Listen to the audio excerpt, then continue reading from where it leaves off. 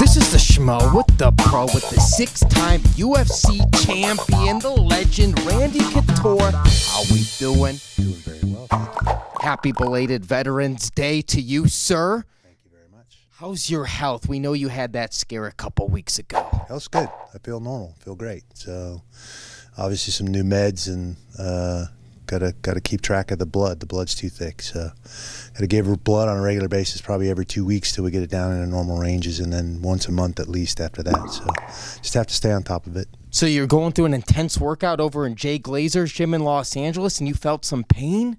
It was weird, yeah. I felt like I'd popped a rib or something. It wouldn't go away, and so I ended up eventually walking over at the emergency room, and they rushed me right in because I was having a heart attack. So, yeah, it was a weird day. You're a busy man. You're traveling to D.C. this afternoon, just in L.A. doing the movie stuff, man. When do you get a break? Probably be in Colorado in the mountains for the holidays. So that'll be the break. The Schmo saw you do a shout-out on Cameo to Greg Hardy for that Volkov fight. What was that all about, wishing him luck? What's your relationship with Greg Hardy? Somebody just asked me to give him the shout-out. I do a Cameo, which is a video thing that where fans can buy shout-outs or whatever, holidays, things like that. And somebody in his camp asked me to give that shout-out on Cameo. So that's how that came about. And, you know, obviously admire and any fighter that's willing to walk those 4 steps up into the cage. So it doesn't matter who they are. What'd you make of his performance? A big jump for him, fighting someone top 10. He was just an NFL Pro Bowler not too long ago. Yeah, it was interesting. There's a lot of interesting fights going on these days. Yes, yes. As someone who's been a champion at both light heavyweight and heavyweight, man, what's the best part of the fight game today that wasn't around when you were fighting? Well, obviously, it's just a lot more popular. There's a huge fan base now that was, not that it wasn't big before, but they were more fanatical fans, just hardcore fans. Now it's become a lot more mainstream than it was. Obviously, I think started in '05 with The Ultimate Fighter, and then that first season getting into people's living rooms on a weekly basis. And now there are fights every single weekend now, where it used to be 8 or 10 shows a year, and something a little different about it back then. But now, you know, between Bellator, PFL, and the UFC, there's a fight every weekend just about, or sometimes 2. So you get to pick and choose your brands and where you want to watch. We'll get to the PFL just shortly. We saw the ESPN 30 for 30, Chuck and Tito. You spoiled some heavyweight title plans. Who got the best of who in that rivalry, Chuck or Tito, when it's all said and done? Well, I think they both had their moments.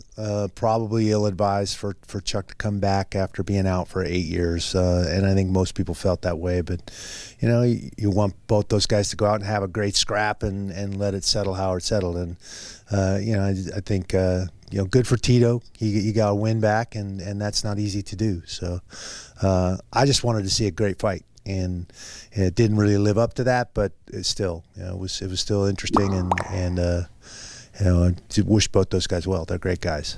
And now you're doing the broadcasting for the PFL. It's a tournament format. You won UFC 13 as the heavyweight champion.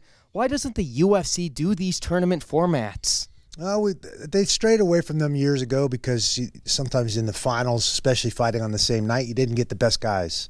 I think this format with the PFL is a little bit different. It's a true sports format with a regular season where guys are competing, trying to earn points and make it to the postseason. And that's when it becomes that progressive championship tournament format that we're used to in every other sport, like the NFL, or, you know, we just had baseball, World Series, any of that stuff. So I think it's an interesting format. I think the guys have stepped up and really demonstrated how to face adversity. You know, turning around every 6 or 7 weeks to compete in the regular season, fighting twice on one night for the quarterfinals and semifinals.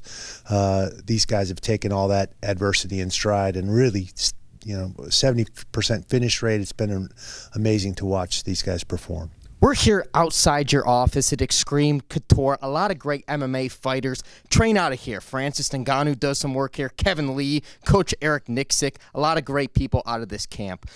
With the UFC creating the Apex and the Performance Institute, how has that impacted business, if it has at all? I don't think we've noticed a difference. You know, they're open to predominantly athletes that they've signed, and they have a big roster. But as far as being in the grassroots in this community, we have a lot of great fighters and a lot of regular folks that just want to train and be in shape and use MMA as a tool to do that. So I don't think it's affected us. In a division you know well, heavyweight, Stipe versus DC. A lot of people have been talking about that rematch, but Stipe recently said he doesn't want the trilogy. He wants to fight a guy coming into MMA, a lot of noise, Tyson Fury, the lineal heavyweight championship boxer. Would you like to see that match? It would be interesting. Obviously, Tyson's got an amazing warrior spirit and a tenacious fighter. The real question in facing a mixed martial artist is, can he stay off the ground and take advantage of his strength, which is his hands, his boxing. So that's the age-old question. I think we've answered that question a few times in the past, but you know, good on him. He's a top-level boxer. I'd love to see him compete. And you want to see him compete right away against the top dogs in the UFC? I think if he's smart, he'll take his time. He'll get some warm-up fights, find out what MMA is all about, try and learn the other skill sets that he's going to need to compete at a higher level in MMA. I think it's silly, even though he's a world-class boxer, to jump right in at the higher level at MMA. And we've seen other guys do that, and they paid the price. He's going to have some nice scar tissue from his last boxing fight over that eye. Yeah, he takes some shots for sure. That's right, Randy. Now, what's the best part of your day-to-day now, balancing everything? Having fun acting, just finishing up a Western with Michael Jai White in L.A. Just got to read the new script for Expendables 4. Supposed to start that here next spring, so excited about that one. Always something going on.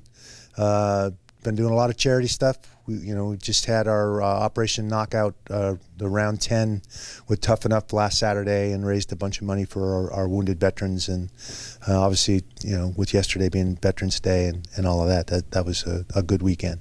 Captain America, always giving back to our veterans. You are the first MMA fighter that the Schmo interviewed back in 2016. Great catching up to you. Final message for the Randy Couture fans out there worldwide. Live your life. You never know when you're drawing that last breath. Take it from somebody who just had a heart attack 2 weeks ago. So make the most of it. Looking and sounding strong. He's the pro. I'm the Schmo. We're out.